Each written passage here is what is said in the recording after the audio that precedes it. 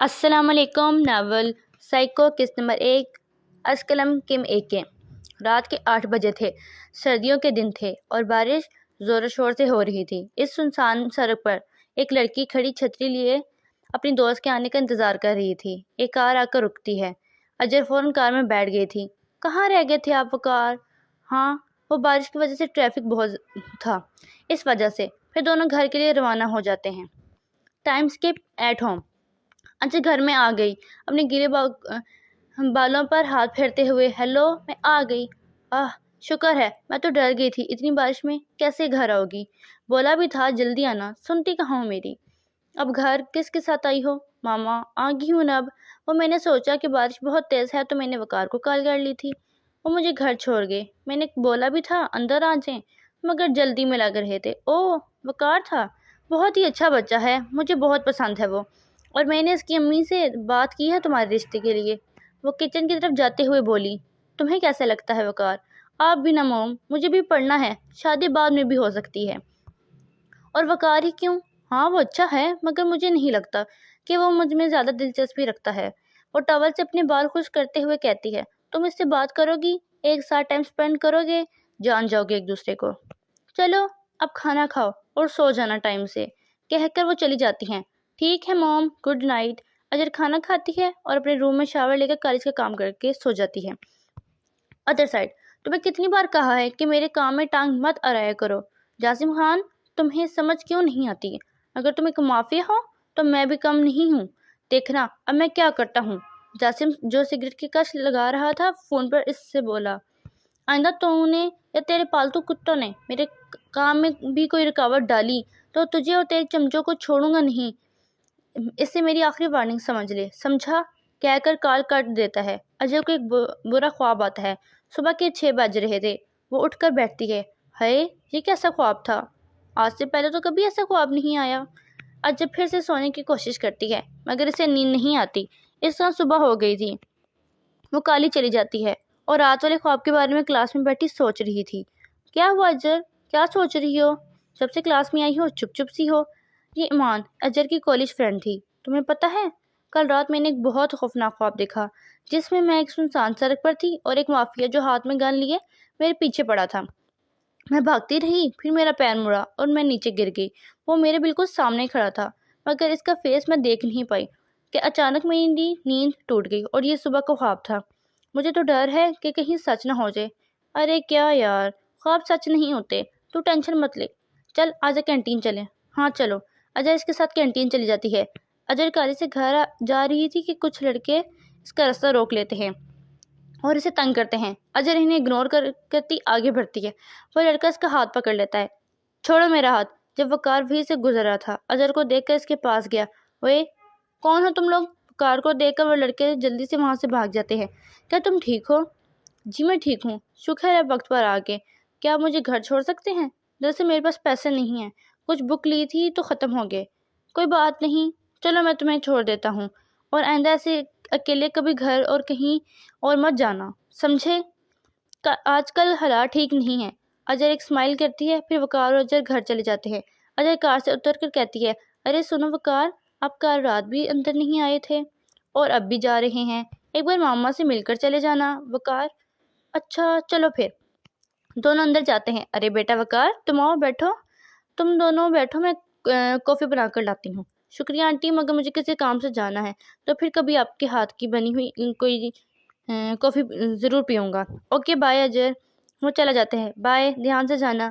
اچھا مما، میں پاس coffee shop تک جا رہی ہوں، تھوڑی دیر تک آ جاؤں گی۔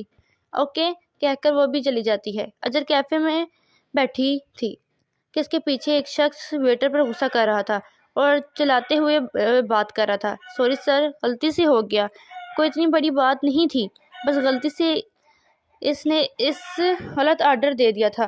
اجر دیکھتی ہے، دیکھو تو کس طرح اس پر چلا رہا ہے، رکو تم اسے ابھی سبق سکھا کر آتی ہوں۔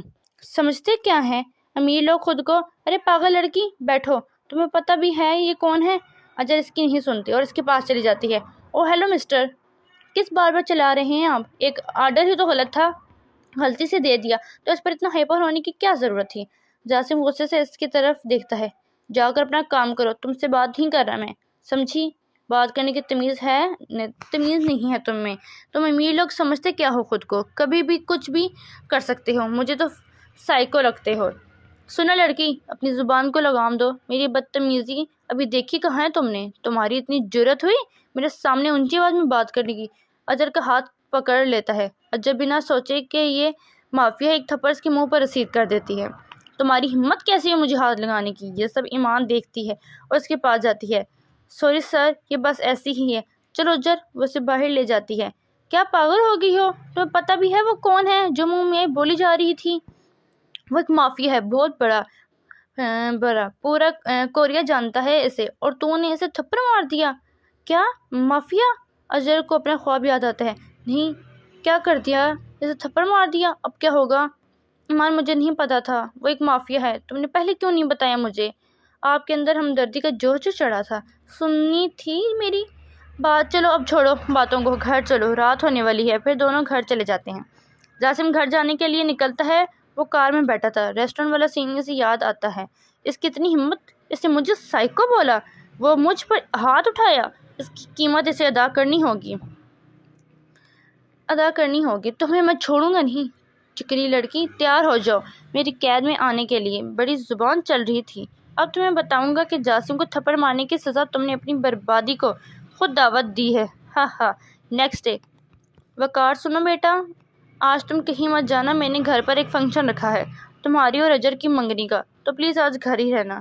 اور اپنی اس گرل فرینڈ کو چھوڑ دو، وہ صرف تمہارے پیسے سے پیار کرتی ہے، باقی سے تمہارے کوئی پرواہ نہیں ہے۔ جا کر تیار ہو جاؤ۔ موم، یہ کیا کہہ رہی ہیں آپ؟ اور آپ نے مجھ سے پوچھا کہ میں اجر کو پسند کرتا بھی ہوں کہ نہیں، اور سیدھا منگنی تک بات پہنچ گئی اچانک کہ یہ سب آپ کو پتہ بھی ہے میری ایک گرل فرینڈ ہے۔ دیکھو وقار، کوئی تماشا لگانے کی ضرورت نہیں ہے، اور یہ گرل فرینڈ کے چکر چھوڑو۔ اس سے زیادہ پیار دے گی اجر تمہیں، بہت سیدھی اور بہت اور اچھی ہے وہ۔ میں نے اس کی ماما کو کہہ دیا ہے کہ تم دونوں کی منگنی کے بارے میں